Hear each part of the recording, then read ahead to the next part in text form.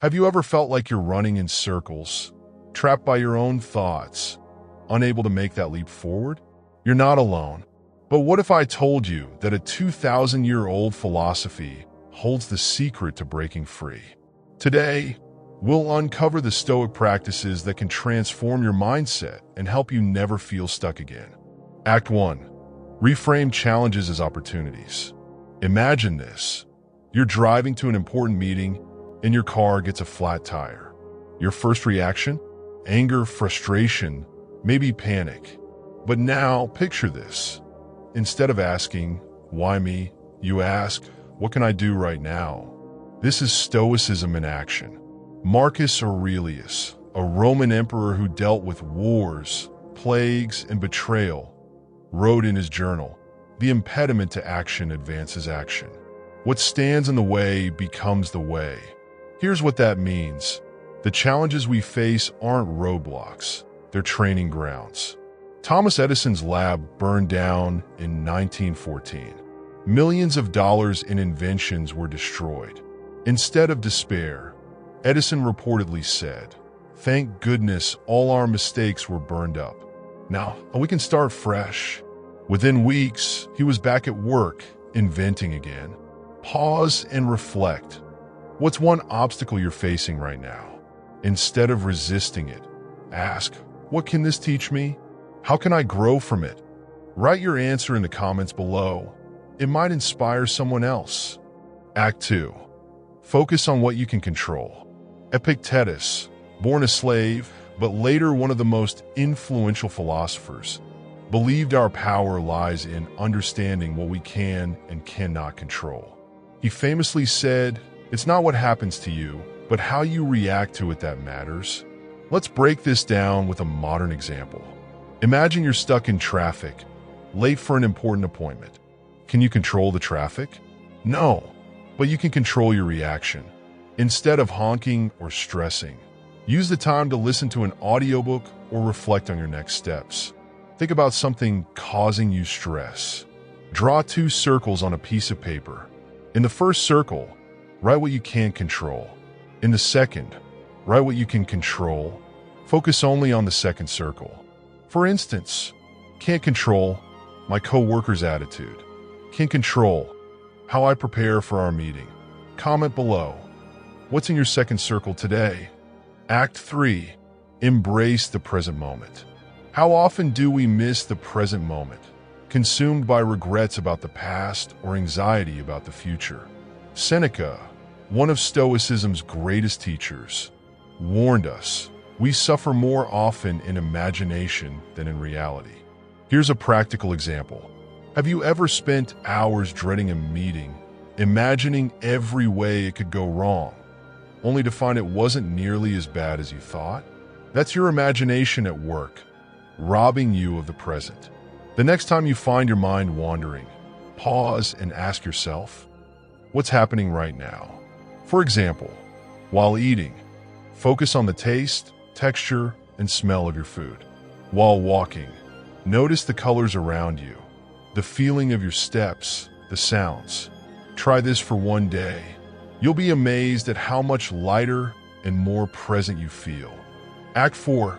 Daily Stoic practices. Stoics didn't just talk about philosophy, they lived it. Here are 3 daily practices you can adopt to stay clear and focused. Number 1. Morning reflection. Marcus Aurelius started each day by reminding himself of what he could and couldn't control. Ask yourself, what do I want to achieve today? What challenges might I face? How will I handle them with grace? Number 2. Negative visualization. Sounds odd, right? But the Stoics would imagine the worst-case scenario, not to scare themselves, but to build resilience. For example, if you're nervous about a presentation, imagine forgetting your lines. Then, think about how you'd recover. When the actual event happens, you'll feel calmer, knowing you've already mentally rehearsed. Number 3. Evening review. Before bed, review your day. Seneca called this a practice of self-accounting. Ask, what did I do well? What could I have done better? How will I improve tomorrow? Comment below. Which practice are you excited to try? Act 5. Purpose and perspective. Finally, the Stoics believed that a sense of purpose was essential to overcoming stagnation. Marcus Aurelius wrote, "You have power over your mind, not outside events. Realize this, and you will find strength." J.K. Rowling was rejected by 12 publishers before Harry Potter was accepted. Imagine if she'd stopped after the first rejection, thinking, maybe I'm just not good enough. But her purpose to tell stories pushed her through. Ask yourself, what's your purpose? It doesn't have to be grand. It could be as simple as being a loving parent or helping others. Write it down. Whenever you feel stuck, return to it. Take a deep breath. The challenges you face aren't here to defeat you. They're here to shape you into something stronger. With the Stoic mindset, you can navigate life's storms and emerge resilient, focused, and fulfilled. Act 6. Building resilience through voluntary discomfort. The Stoics were masters of resilience, and one of their most counterintuitive practices was voluntary discomfort. They believed that by deliberately exposing yourself to manageable challenges, you prepare for life's inevitable hardships. Seneca advised, set aside a certain number of days where you live as though you were poor, with the scantiest fare and roughest clothing. Then ask yourself, is this what I feared? Skip your favorite indulgence for a week, whether it's coffee, streaming shows, or ordering takeout. Notice how it feels. Does the discomfort pass quicker than you expected? Walk outside in the cold without your coat for a few minutes. Feel the air on your skin. Recognize that discomfort is temporary and that you're stronger than you think. Why does this work? When we face small, voluntary challenges, we reduce the fear of larger, involuntary ones. You'll start to trust yourself more, knowing that you can endure. This week, pick one area of your life to practice voluntary discomfort. Share your experience in the comments, and let's build resilience together. Act 7. The art of letting go, amor fati.